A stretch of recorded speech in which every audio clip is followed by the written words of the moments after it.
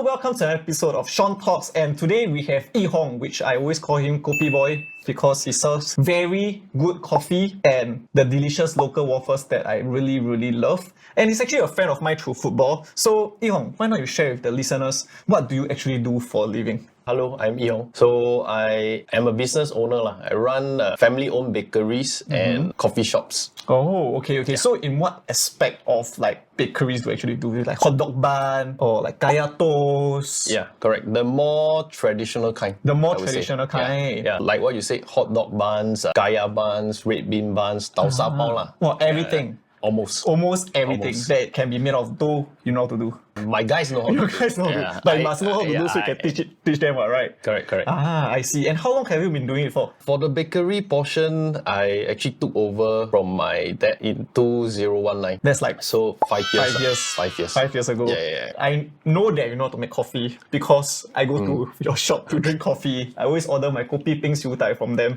And do you think making coffee is easy? I would say not really. Okay, why? Because I every time make coffee at home, right, is either the Nespresso machine or the 3合一, 3-in-1. You put the packet, put hot water, put condensed milk, stir, can already. Yeah. Okay. So brewing, I think you need to have a certain proportion of coffee powder, tea powder, and the right proportion of hot water. So it's really not as easy as it seems. Because I see the uncle and yourself every time you just, Need skill. need skill. How long do you take to learn? This one, actually quite short. Quite short. But I went for a course. Wait, on. can you skill future? Can you skill future? Serious? Can. Okay, so for all of you guys out there who want to learn how to make coffee, local coffee, right? Can you skill future to go and apply for the course to learn how to make local coffee? Correct. And it's like an internship. Yeah. Actually went on an internship at the coffee shop in Woodlands area. Yeah, just nice. I got to know the boss of the coffee shop. So I worked for him for free. Okay. For I think 2 weeks. So literally being an intern lah. Yeah. So he teach you all you need to know about making coffee and making teh tarik. And the supplies, the system inside, how it should work. Like why I'm asking this question, because to be honest, right, I am not a very brave person. Whenever I cook Maggi mee, right, I also scared the hot water kena my hand. So every time I saw you pour the coffee from the machine, it's like you are immune to the boiling water. You're not scared hot already. No, actually. I believe I'm worse than you. Okay. Yeah. Whenever people who know me will know lah. Okay. Whenever I touch hot things or hot water spill on me, like what you say, right? Okay. I will shout, I will scream. The reaction will be quite drastic lah. Yeah, correct. Very drastic, very drama one. You deal with hot water, boiling water, in fact, every single day. Yeah. So have you overcome it already, or you still like slowly pour and stuff? No. Not really overcome, but am more used to it. The more you do, the more familiarized you get. So the skill is there. The skill is there, not the skin is thick. So the hot water won't kena your hands. Okay. That's true. Okay, so also right, F&B right is known to be very tough. Why do you choose to do it though? Initially, I thought I don't have a choice. Okay. Yeah, because bakery-wise, my dad actually passed away in 2019. So just suddenly, I took over the bakery business. So I don't have any knowledge on that. So I just suddenly take over. So prior to that, you have like zero knowledge about making bread? No. Okay. Zero. So except for the fact that last time, secondary school, I do part-time helping my dad selling all the breads and cakes at the confectionery itself. Apart from that, zero knowledge. So everything else we just learn from scratch? Correct. With like very good guidance from the mentors and stuff like that. Yeah, the old bakers and all those. So I bake with them. Okay, so you just learn on the job. Yeah. Wow, that must take a huge amount of effort and pressure from your end. Right. Yeah. And I would say that because from the start you have been talking about how like your dad left over the business in a way. So he must be a very huge influence in your life, right? Yes. So perhaps can you share with us like how was it starting out a bakery? I mean, like as you grow old, and you see what he has been through, the achievements that he have done, and now you take over the business, you're trying to expand it to like, initially it was just bakery, now it's into like F&B with coffee and stuff like that. How big of an influence is him to you? He's actually my role model. Okay. My role model, my dad.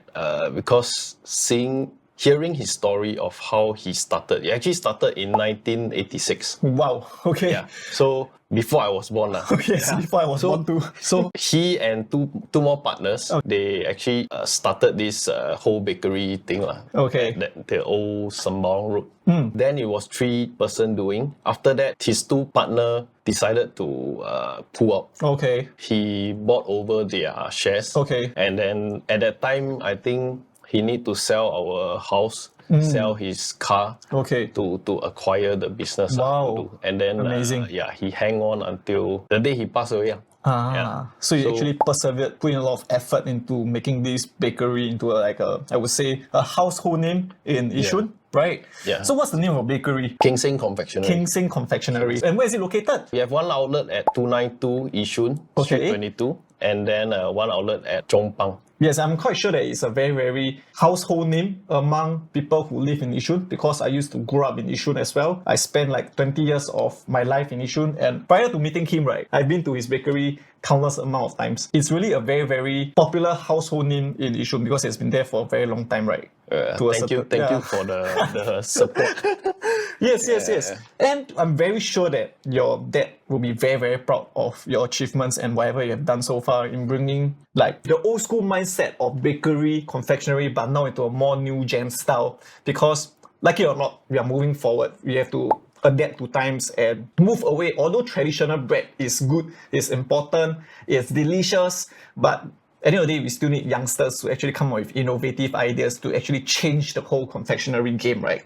And what do you actually love about your job? Something that gives you a smile on your face. Okay. Yeah. For me, I have a lot of ideas. Okay. Sometimes weird, funny ideas that other people might not accept. I see. So for my job, I can freely express my ideas. Okay. And then execute it and watch them turn into results. I see. So you have like full control over what you want to do. Correct. I see. Can you give me an example or something that you think that is, wow, this is my idea, although it's not there or it might have been there already, but it's something that you're actually very proud of? I think it's the coffee shop startup. That means to bring my current products in the confectionery into a coffee shop setting. So like your kaya bun, sausage bun. Those, the mini baguettes with kaya and butter, all those. Okay. Together with coffee and tea. So it's apart from the traditional kaya and toast and soft-boiled eggs, there's more variety already. You can like baguettes, get like interesting pastries that you can normally find in only confectionaries and bakery stores, but now you can find it in coffee shop settings. Correct. That's interesting. Because to be very honest, right, I've not come across any coffee shops that sell waffles. And I think that yours is the first one that I've encountered so far. I'm a very coffee shop kind of person, so this is something that I really witnessed in myself, and I think, hey, that's quite cool. But what do you think is the most challenging aspect of your job? I would say to me and my sister who is helping me with the business, every day is a challenge. I would say, because as owners, we are very hands-on as well. Okay. So we manage day-to-day operations ourselves as well. And if needed, we also do the baking. Okay. And the coffee brewing. That's why you see me at my shop brewing Almost coffee every other day. So I would say every day is a new challenge because you might not know things might crop up in between. Okay. So when things are going smoothly, everything is fine. You can go according to your routine.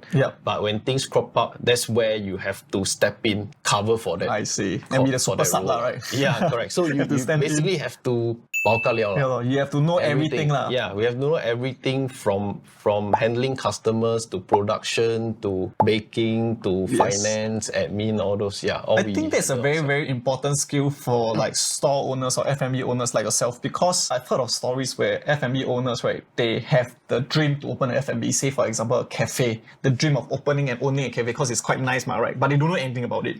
So they tend to be very, very hands-off and just like hire people to do it. But at the end of the day, when you hire someone to do it, if they're not doing it well, not to expectations, right, you have to do it yourself. And if you do not have the skills and the knowledge to actually do it yourself, that's where it becomes a problem. Therefore, in your scenario, you feel that it's very important for you to know how to do everything so that when things don't really go according to plan, you're able to step in. Therefore, you say that every day is a new type of challenge. Okay. So apart from making coffee, you also must know how to make bread and make like cakes, like Chinese New Year pastries as well, which will be like peak period for you as well. Interesting. Okay. So right, if someone wants to do what you do for a living, what would your advice be for them? Don't do Don't do. Okay. Okay, that's not very motivational, but I'm sure you have your reasons why not. Okay, why not? I mean, kidding. Just think twice. Think twice, because this is more than a job. It's more than a job because it's like a baby that my dad left me to take care of, and I also have my own baby, which is the coffee shop business. So it's not like after work you can go back and then relax, watch Netflix, TV. play PlayStation, just chill. So after the operations, when we go back home, right, we still have to settle all the admin Miscellaneous work, stuff. finance, Order accounts, stock. So it's like a 24 hour cycle. Okay. Yeah. Then when you are at holiday, calls come in. Then You have to be on the ball, basically. Okay, but I'm sure many of young Singaporeans nowadays, right, they want to have this dream of being an entrepreneur, to be a businessman, to be like you, own a coffee shop or like own a bakery, have big dreams like that. What are the 3 advice you actually give to them? It can be good, it can be bad, or what are the things they should actually take note of? Long hours, definitely. Okay, for my position, I don't think I'm fit to give advice. But okay, from my experience, firstly, I think you have to ask yourself and differentiate why you want to start the business. You must have this X factor in a way that differentiates yourself. Is that what you mean? No, I mean differentiate as in you want to start the business, you have passion for the primary job of the business, or you want to really manage a business. Okay. So for example, if you like baking, yes, you can really jolly well be a fantastic baker. Yeah. Take it as a job, but you don't necessarily have to start a bakery. Okay. Because a lot of people, they start a business because, okay, at first I love baking. Then after that, when things go along the way, things start to turn into business-wise. Day to day, you handle more than just baking. You start to like deviate from what you actually have passion about. From managing your staff, managing the production, finances, everything. In the long run, you will find that, is that what you want? You start to question yourself. Correct. And ask, is really making what you actually want, you really enjoy doing? After a certain time of handling all this, your passion will slowly die before you know it. And it's quite sad, right, to a certain extent. So, it's like something you used to enjoy, then you just see it like... Yeah, because you're too busy. Cannot be that you are there baking every day. Then who is going to manage all this stuff for you? Understand. I think that's very important as well, like what you mentioned, because having a passion for something doesn't mean that you can just be doing it, Say, for example, you play football. Football is a passion. But being a footballer has different type of like variables, like your fitness the food you eat the time you sleep no drinking stuff like that. So it's really very different. What's another tip you'll give them if they really want to do it? Like, yes, this is me. I vision myself to own a cafe, own a confectionery. Just be prepared to sacrifice or to lose in terms of money-wise, time-wise. Because everything that you forecasted or foresee will be twice as much or more. Okay. Yeah. For example, you need to sacrifice your sleep, your me time or your family time to handle all the things in the shop. I understand. So, yeah. And that's only for your me time. You're talking about the financial aspects of it. It's going to be quite detrimental if things don't go according to plan. Because it's not that you definitely earn one. Business is a risk. Yes, correct. It's a risk. So you need to be prepared that if it fails, right, all your savings or whatever will go into that also. And I'm sure that many people, they forecast to have a certain budget. If the budget is slowly depleting, that's where all the stress and all the negativity keeps coming in really, right? And that's something that you feel that people who aspire to be an entrepreneur, aspire to be a businessman, aspire to be like you should take note of. Yeah. Understand. Okay, so right, I'm sure that many of your peers, right, they are employed in like office jobs, those 8 to 5 corporate jobs, right? What do you think is the main difference between them and you? It's the freedom of time. Okay. Not that I have more time. Okay. Everybody have 24 hours. Yeah. Just that I have the freedom of choice to how to use my 24 hours in my work. So you can manage your time better. Correct. In respect. You want to wake up, watch 3 a.m. football, Champions League also can. Yeah. So you need to sacrifice here to cover there. Yeah. Sacrifice here to cover there. As long as the work got done. Yeah. I'm sure many of your peers, right, will be quite envious and jealous, right? Because on paper, like, wow, Yihong, relax, can go play football, can wake up late, and stuff like that. But they don't see the hard work that was going behind the scenes, right? Yeah, I totally feel you because I'm a self-employed personnel as well. And people might see all the glamour and the fun that we actually have. Like, wow, can be at home, so sure, I need to be in office and stuff like that. But they don't see the hard work that's going on behind the scenes. Yeah. But more importantly, do you enjoy that, being self-employed, having full control of your time? Somehow I do. I think I'm not suitable for office job one. Same. Those 8 to 5, 9 to 6, then Okay. sit in the office. Yeah, I need to move about. Okay. I need to move about. Every now and then I need to move about a bit. Yeah, so routine-wise, I think... You can't take routine. Yeah, correct. So you must have had a hard time during army lah. Army... Where it's all the reveille and stuff like that, it must be quite challenging for you as well. Yeah. Since you that don't one. like routine jobs. And waking up early lah. Yeah. At that time lah. Okay. So you prefer being a self-employed personnel? Yes. I see. I keep hearing about you saying manpower problems, like employee being quite a sticky situation, right? How do you actually make your employees happy? Yeah, because at the end of the day, right, they are, to a certain extent, they are the ones who are doing the operations. They are your right-hand man. You have to work closely with them. An unhappy worker can result in many, many negative things. So how do you actually make them happy and more importantly, have a sense of belonging, loyalty towards Keng Seng Bakery? In terms of the benefits wise, right, I always felt that I don't give them a lot of benefits. Okay. Except the basic ones like meal allowances and all those. So what I do is I will always tell them, okay, what you all need, you all can feel free to reach out to me, sound out to me. Okay. Then from there, because everybody comes from different background and situation. So from there, understand their needs, understand their situations, find out what motivates them to work. I see. So I believe they will feel a sense of belonging. Like, okay, my boss actually cares about me. And then so you open things like that. like a very open office. If you have anything, you can just come forward and ask me and request for it. They all have my phone number. So they can always You know, reach out sometimes to me. this might be a very double-edged sword, right? Because I just picture it, if I'm your employee, right, you say, anything you can do for me. So as an employee, especially if I'm new, right, I would think, really? Or like, is it what's too much to ask? How do you actually set the boundaries? Like, do you friend with them? Or do you really like employer-employee mindset? I try to be as close as possible to them, like friends. But Okay. I think there's still a boundary that needs to be set. Otherwise, someday they'll step over it. Yeah. Personal things, maybe I could accept to a Certain extent. certain extent. Okay.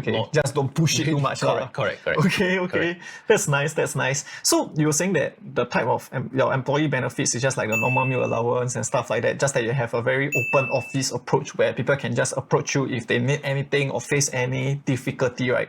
Your job requires a lot of hands-on, to a certain extent, machinery, operating machines, pouring hot water and stuff like that, right? So as both the F&B owner and a working staff yourself, what kind of insurance do you think is actually important? Like you tell your staff or even yourself, like, please go and get right? What are the type of insurance do you think that is important for them or for yourself? This one, actually, I suck at the insurance plans and all those. Okay. Every time I see your pour hot water, what I think is what happens if I scald myself? Because burns can be quite serious, boiling water and stuff. Yeah. So I think the important and the most basic one that people know is personal accident insurance. Is that? Correct. So I think that one is important, especially if, like what you say, we get into contact with hot water, oven, knives every day. So accidents happen. Yes. So it's good to get yourself covered with the personal accident. And that's something that you always remind your employees to go and get it, because it might be detrimental if anything happens. Yes. Yeah, because honestly speaking, it's not easy. I'm sure many of you guys have seen how operations work behind the scenes in the kitchen or even at a coffee shop, right? They deal with like knives, they deal with hot water, and all these things like mentioned just now, accidents is really, you can't avoid. It just happens. I think that it's very important to get covered for like personal accident insurance right? So one more thing, any exciting future plans? Something that the listeners, the viewers should check out. We have a new coffee shop coming up. Okay. In October. Nice. So, which is like real soon. Yeah. So in the midst of preparing and all the setup now. So you can stay tuned to that. Stay tuned to that. Yeah, stay tuned to that. Where can the listeners and viewers actually check out Keng Seng Bakery? Is there an Instagram page or? Yeah, we have an Instagram page, Keng Seng SG. Yeah, Keng Seng, which is like KENG SENG _ SG. Yes. Okay. That's where you guys will post about the latest news and deals you'll have. Yeah, and updates. Okay. Interesting. Very excited for your new coffee shop opening where you'll be selling same thing, coffee shop with a twist with baguettes and toast, waffles. Okay, nice. So no more traditional kaya toast. Still have right? Still have. Just that improv a bit. Okay, as you know, I'm an insurance agent or financial advisor, where people tend to say, what are the 3 things that you actually look out for in an insurance agent?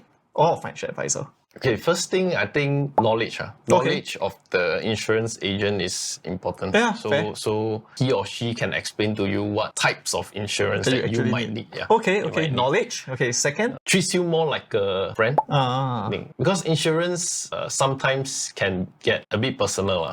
true. Yeah. True. So understanding your insurance agent understanding you, right, is also important. Yeah. So friends first. Relationships is more important. Yeah. Rather than everything being very transactional. Rather than their pocket. Rather than fair enough. Because I'm quite sure many Singaporeans feel the same way, and that's why I always emphasize being a friend first.